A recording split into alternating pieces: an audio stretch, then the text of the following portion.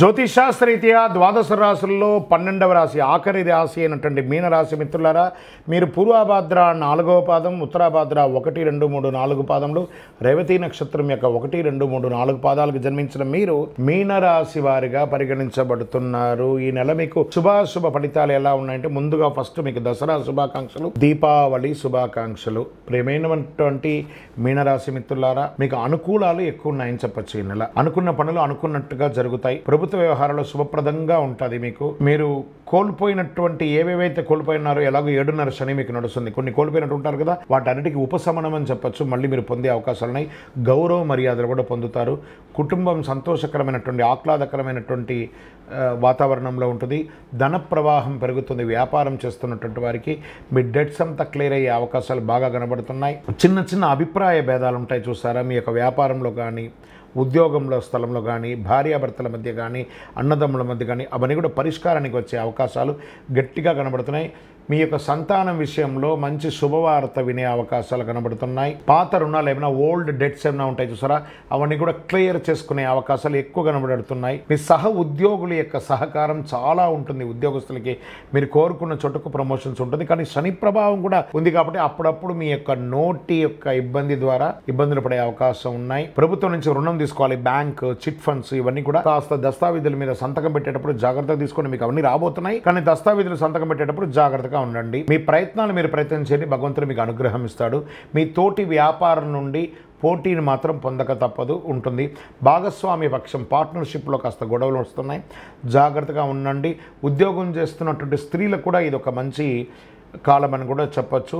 ఇతరులు మాట్లాడేటప్పుడుగా ఓపిగా ఉండండి. స్త్రీ పురుషులు ఎవరైనా కూడా వాళ్ళ మాట విని మీ యొక్క ప్రజెంటేషన్ ఇవ్వండి. మీరు ఒక స్పాన్సర్గా ఉండాలి కానీ మీరు బెగ్గర్గా ఉండకూడదు. కాబట్టి ఆ రకంగా 10 మందికి సహాయం చేసే స్థితిలో భగవంతుడు మీకు ఉంచాలని మనస్ఫూర్తిగా ప్రార్థన చేసుకోండి. ఇతరుల కోరికలు తీర్చడానికి కోసమే ఉన్న మీనరాశి మిత్రులారా, కాస్త మీరు అలంకార ప్రియులు కాబట్టి ఆహ్లాదకరమైనటువంటి వాతావరణం ఎప్పుడు కోరుకుంటూ ఉంటారు. మీకు మంచి మంచి అవకాశాలు కూడా వస్తూ ఉంటాయి. గృహోపీకరణ వస్తువులు కూడా కొనే అవకాశాలు ఉన్నాయి. విద్యార్థులకి ఇది ఒక మంచి సమయం అని కూడా చెప్పవచ్చు.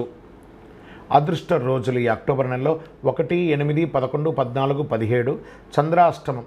ఈ యొక్క అక్టోబర్ ఉదయం 4 గంటల నుంచి ఎలా ఉంటుంది అని అంటే, 4వ తారీఖున నుండి 5, 6 వరకు ఉంటుంది ఆ చంద్రాష్టమి. 2.5 రోజులు చాలా జాగ్రత్తగా ఉండవలసినటువంటి సమయం. రాజకీయ నాయకులకి ఇది కాస్త 60 and 40గా కనబడుతుంది. మీ యొక్క దస్తావేజులన్నీ కూడా జాగ్రత్త. షేర్ మార్కెట్ పర్వాలేదు. మీడియా రంగం వారికి మిశ్రమంగా కూడా చెప్పచ్చు. ఒక రకంగాను పరిహారం, మీకు ఒక లక్కీ నెంబర్ అని చెప్తే నెంబర్ 1 అనేది మీకు చాలా కలిసి వస్తుంది. రెడ్ ఆర్ పింక్ కలర్ మీకు చాలా కలిసి వస్తుంది. శివాలయంలోకి వెళ్ళి దీపం వెలిగించండి. ఎలాగో దీపావళి వస్తుంది కదా, మీ వయసు ఎంత ఉందో అన్ని దీపాలు వెలిగించండి. పేదవాళ్ళకి ఆహారం, ఆకలి అన్నవారికి ఆహారం ఇవ్వండి. అష్టమి నాడు భైరవుని ప్రార్థించండి. అతి శక్తివంతమైనటువంటి కరుంగాళి మాలను ధరించండి. ఆరోగ్యపరంగా బాగుంటారు. గ్రహదోషం తొలగి ఉంటుంది. అన్ని రకాలుగా మేలుకు జరుగుతుంది. మీ యొక్క వ్యక్తిగత జాతకం తెలుసుకోవాలనుకుంటే కింద కనబడుతున్నటువంటి నెంబర్కి మీ యొక్క date of birth, time of birth, place of birth WhatsApp చేయండి. విజయోస్తు. ద్వాదశ రాశులన్నిటికీ మీరందరూ కూడా ఆయురారోగ్య ఐశ్వర్య భోగభాగ్యాలతో ఉండాలని అఖిలాండ కోటి బ్రహ్మాండ నాయకుడు శ్రీ ధర్మశాస్త్ర అయ్యప్ప స్వామి వారి యొక్క 18 అవతారముల దేవాలయం తిరుపతిలో జీవకోణలో ఉన్నటువంటి ఆ జీవశాస్త్ర స్వామి వారిని దర్శించండి. మీకోసం మేము ప్రార్థన చేస్తుంటాం.